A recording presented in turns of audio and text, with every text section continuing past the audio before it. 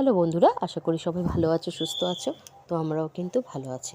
তো দেখো, আমি যে পরশুদিন দেখিয়েছিলাম যে ছানাটা কেটে রেখেছিলাম, সেই ছানাটা দিয়ে আজকে ভাবছি যে একটু ছানার কোফতা বানাবো। তো দেখো, এখানে ছানাটা খুব ঝুরঝুরে হয়ে গেছিলো।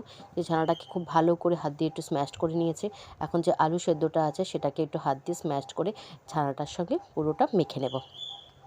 তো দেখো, এখানে খুব ভালো করে মেখে নিয়েছি যাতে আলুগুলো মানে গোটা গোটা না থাকে। খুব সুন্দর করে আমি হাত দিয়ে কিন্তু একদম স্ম্যাশ করে নিয়েছি পুরোপুরি।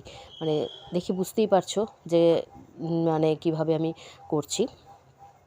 তো এরকমভাবে করলে পরে কী হয়, জিনিসটা ভেঙে যায় না। আর এখানে দেখো, আমি দিয়ে দিলাম চালের গুঁড়ি, এদিকে হচ্ছে হলুদ আর হচ্ছে লবণ একটু। কারণ যখন পরোটা যখন ভাজবো তখন একটুখানি মানে একটু কালারফুলও হবে, প্লাস লবণ বা চালের গুঁড়ো দিলে একটু শক্ত হবে ভেতরটা। তো দেখো, খুব সুন্দর করে মেখে নিয়েছি। তো এখন এরকম একটা ডো তৈরি করে নিয়েছি। দেখো, একদম খুব সুন্দর ডোটা তৈরি হয়েছে। দেখো, হাত থেকে সব ছেড়েও যাচ্ছে, এত সুন্দর ডোটা তৈরি করে ফেলেছি আমি। এবার এখান থেকে আমি ছোটো ছোটো করে আমি বলসগুলো বানিয়ে নেব। তো দেখো, আমি এখানে বলসগুলো বানিয়ে নিয়েছি। যে যেরকম শেপ দিতে পারো, আমি এরকম শেপই করেছি। আর আমার খুব একটা বেশি হয়নি, যেহেতু আমার অল্প একটু ছিল, তো এখানে 9টা হয়েছে আর কি। আর এখানে দেখো, আমি কেটে নিয়েছি এখানে ডুমডুম করে আলু কেটে নিয়েছি। দেখো, আলুগুলো ভেজে নেব। তার আগে কিন্তু আমি ওই ছানার যে বলগুলো করে রেখেছি আমি, সেটাও কিন্তু আগে ভেজে নেব। তো দেখো, কড়াইতে আমি দিয়ে দিয়েছি সর্ষের তেল। আবার কি বলো তো, আমার ছেলে খাবে না। দেখো, এখানে মশলার জন্য নিয়ে নিয়েছি জিরের গুঁড়ো, মানে লঙ্কার গুঁড়ো, হলুদ গুঁড়ো, চিনি, লবণ, আর এখানে গোটা এলাচ, দারচিনি আর লবঙ্গ আছে গোটা গরম মশলার মধ্যে। আর তেজপাতাও আছে, তেজপাতা আমি যদিও দেখাইনি এখানে। আর এখানে আমি নিয়ে নিচ্ছি কাঁচা লঙ্কা।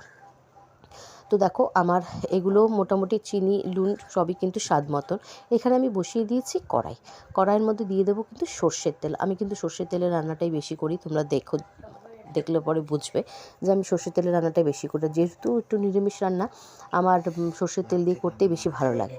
তো দেখো, তেলটা খুব সুন্দর করে গরম হয়ে গেছে একদম। এখন আমি আস্তে আস্তে বলসগুলো ছেড়ে দিচ্ছি তেলের মধ্যে। দেখো, একটু লাল লাল করে ভেজে নেব, দেখতেও মানে ভালো লাগবে, আর ভেতরটাও কিন্তু নরম হয়ে যাবে। আমি কিন্তু একটুখানি সিমে করে দিয়েছি ওভেনটা, যাতে আমার ভেতর থেকে ভাজাটা ভালো হয়, নরম হয়। নাকি শুধু ওপর দিয়ে করে ফেললাম তা কিন্তু না। দেখো, এক একটা কিন্তু পুরো লাল হয়ে গেছে, খুব সুন্দর করে ভাজা হয়ে গেছে।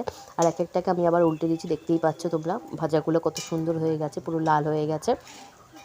এখন আমি ভাজাগুলো আস্তে আস্তে করে তুলে ফেলবো, কারণ এখানে মোটামুটি কমপ্লিট সব ভাজাগুলো। এর থেকে ভাজলে পরে কিন্তু পুড়ে যাবে। এটা কিন্তু তোমরা একটুখানি খেয়াল রাখবে যাতে পুড়ে না যায়, যেহেতু চালের গুঁড়ো দেওয়া আছে, সব কিছু দেওয়া আছে, যাতে পুড়ে না যায়। তো এইভাবে আমি একটা একটা করে বলসগুলো তুলে নেব। তারপরে আমি একটু ওই তেলেই আলুগুলো খুব ভালো করে ভেজে নেব।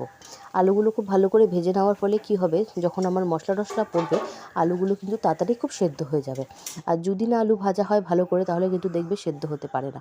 আর এখানে দেখো, ধরতে গেছিলাম, এত গরম আমি ভুলেই গেছিলাম যে জাস্ট তুলে রেখেছি। তো দেখো, খুব সুন্দর কিন্তু ভাজা হয়ে গেছে বলসগুলো, এত দারুণ করে। আর এখানে দেখো, আমি এখন আলুগুলো দিয়ে দিয়েছি। আলুগুলো দেওয়ার পরে আলুগুলোর মধ্যে লবণ আর হলুদ দিয়ে একটু ভেজে নেব, খুব সুন্দর করে নরম করে ভেজে নেব। এক্ষেত্রেও আমি মানে গ্যাসের সিম করে দিয়েছি আগুনটা। তো দেখো, এখানে একটু লবণ দিয়ে দেবো, আর একটু হলুদ দিয়ে আমি মানে আলুটা একটু ঢেকে দেবো, যাতে একটু নরম হয়ে যায় ভেতর থেকে।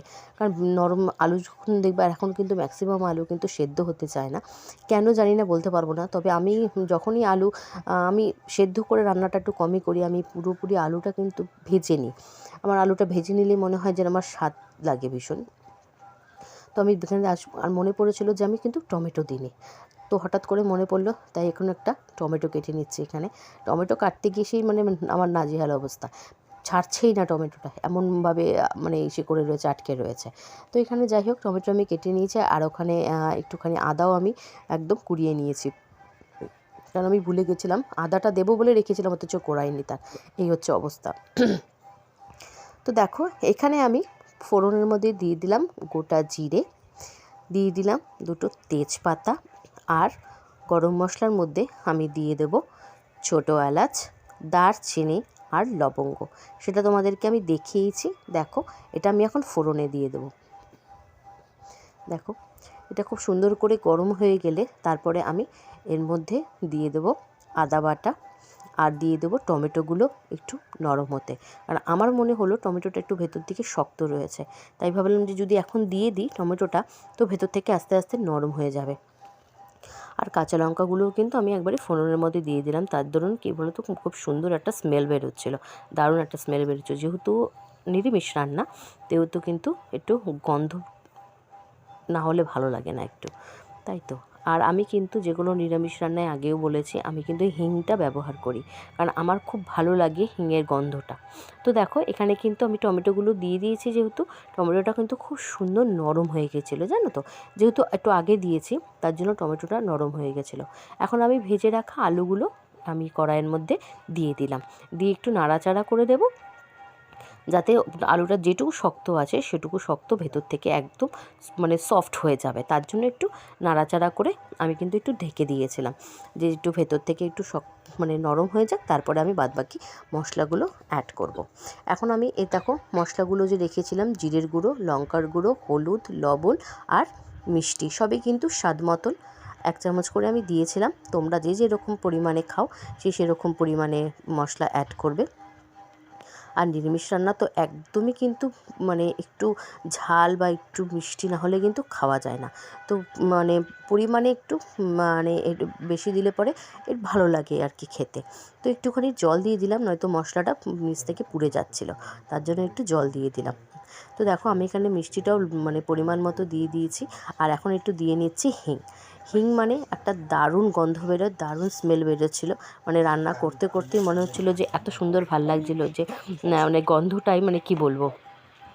তো এখানে মশলাটা আমি খুব সুন্দর করে নাড়াচাড়া করে নিয়েছি, যেহেতু নিচ থেকে পুড়ে যাচ্ছিলো তার জন্য আমি একটু জল দিয়ে নিলাম। আর এখানে দেখো পুরোটা আমার তেল ছেড়ে আসছে, তার মানে মশলাটা আমার পুরোপুরি ভাজা পুরো কমপ্লিট। এখন তেল ছেড়ে আসছে, এখন আমি এর মধ্যে দিয়ে দেবো জল অ্যাড করে দিলে পরে আমার মোটামুটি মানে হয়ে গেল, পুরোটাই মশলাটাও কষানো হয়ে গেছে আর সব কিছু কষানো হয়ে গেছে। তেল ছেড়ে এসছে যেহেতু দিয়ে দিলাম আমি জল অ্যাড করে দিলাম।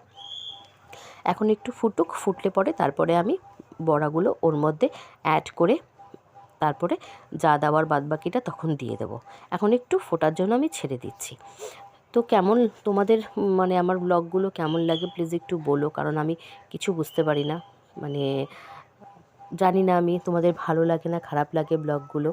তো যাই হোক একটু কমেন্ট করে জানালে আমার ভালো লাগতো। তো যাই হোক এখানে দেখো আমার ঝোলটা ফুটে উঠেছে, এখন আমি ওই বলগুলো মানে বড়াগুলো আমি অ্যাড করে দিলাম, ছানার যে কোফতাগুলো আমি অ্যাড করে দিলাম ওখানে।